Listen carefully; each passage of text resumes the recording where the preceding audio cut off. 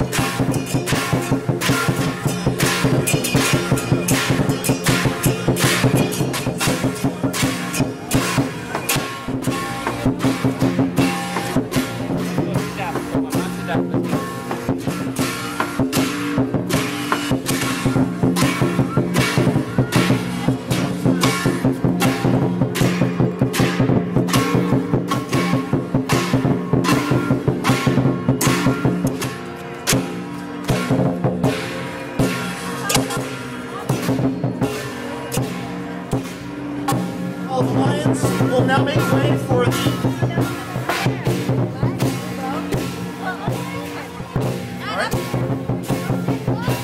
Hey, look!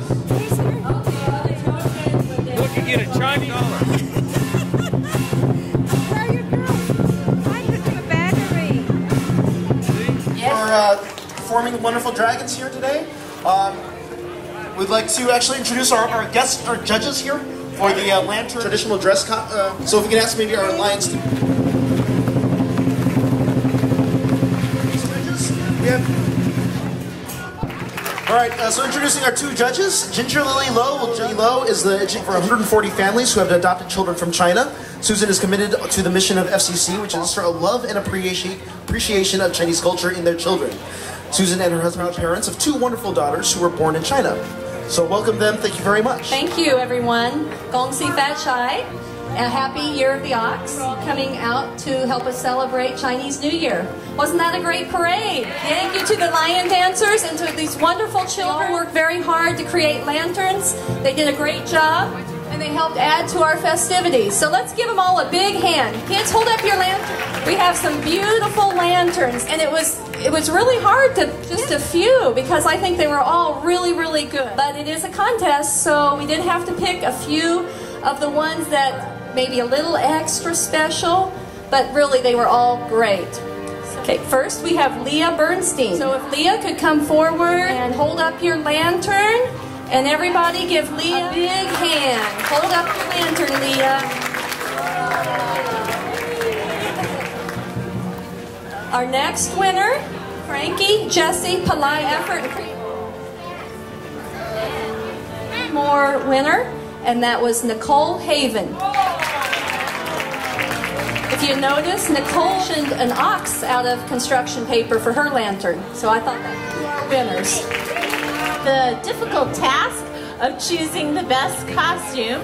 We can go ahead and show off what you're wearing, and let's give them a big hand. Good job. Sister Haley and Molly Boyd.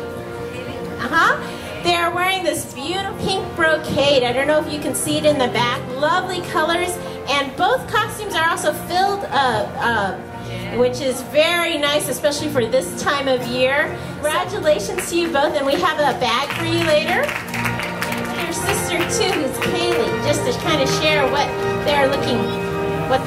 Look how beautiful they are. Their hair nicely done. They're wearing this traditional pattern, which is the color of happiness. Chloe has, thank you, a bamboo and blossom pattern. Chinese love the bamboo because of its resilience and strength. It is something that can bend when times are rough and survive when times are tough as well. Always come back.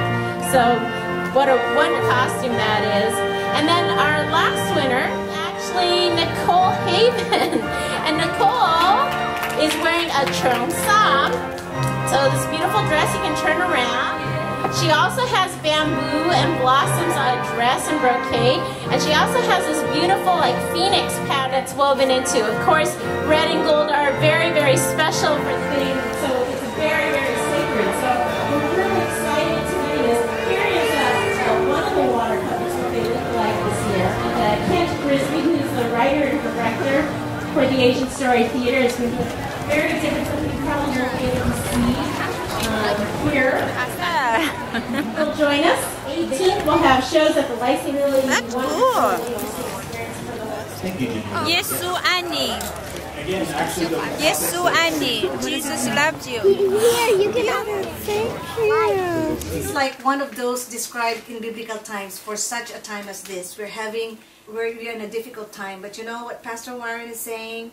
He's saying that this is the time we can glorify God. It's an opportunity. This is an opportunity, the hard times like this, to bless others. Just like what Pastor Rick Warren is saying, I can personally attest to you that every time I am only thinking blessing somebody, very, very simple thing, God takes care of what I need. Even when I had my business before, I take the time out to bless somebody, you know, just like when Mother died, and I wanted to bless her, and my daily sales in Subway was like $2,000 instead of the usual $1,000. Every time I'm blessing, I mean, God is very specific. Like in Exodus, when you are thinking of blessing, some kind of love that our Jesus has for us and for everybody, and that's why Saddleback Church is saying Saddleback Church cares about you.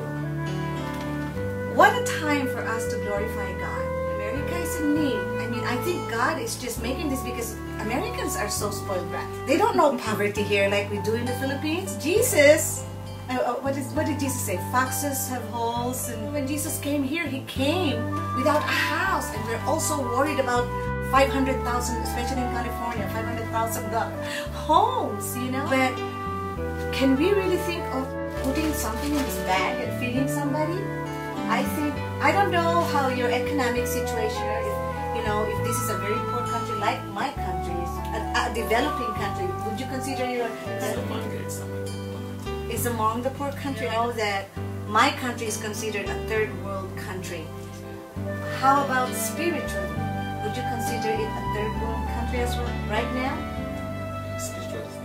Spiritual. How Jesus said, "Blessed are the poor in spirit, for they shall see God."